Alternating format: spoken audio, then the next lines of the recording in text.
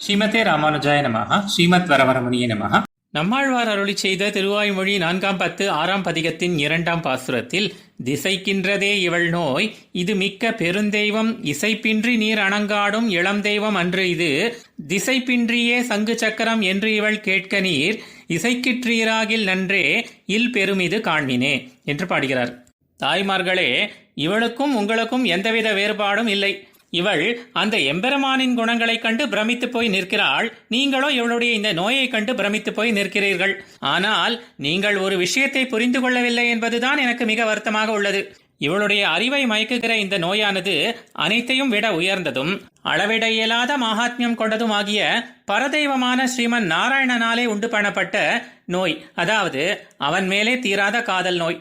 ஆனால் இதை புரிந்து கொள்ளாமல் கீழான தெய்வங்கள் இவள் மீது ஆவேசித்திருப்பதாக எண்ணி அந்த தேவதைகளுக்கு வெறியாடுதல் முதலான பரிகார பூஜைகளை செய்வித்து இவளுடைய நோயை சரி செய்ய பார்க்கிறீர்கள்.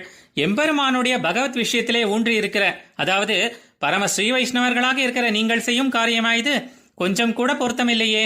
சரி, போனது போகட்டும். நோயை கண்டுபிடிப்பதில் செய்த தவறை அதை நீக்கும் பரிகாரத்திலும் செய்து விடாதீர்கள். மனக்குழப்பம் எதுவும் இல்லாமல் நீங்கள் இந்த பெண் பிள்ளையின் காதில் விழும்படியாக சங்கு என்றும் சக்கரம் என்றும் அதை இவள் ஒருமுறை கேட்கும்படி கூறிவிட்டால் போதும். அதன் பின் என்ன நடக்கிறது என்று நீங்களே பார்ப்பீர்கள். இது மிக நல்ல விஷயம் இல்லையா? இவள் மயக்கம் தீர்ந்து அவனை அடைவதற்கு ஏற்றதொரு ஆத்ம சரீரத்தை அடைந்து விடுவாள். அந்த எம்பெருமானுக்கே மனைவியாகி விடுவாள். அவனை பற்றி இனிய இனிய வார்த்தைகளை பேச ஆரம்பித்து விடுவாள்.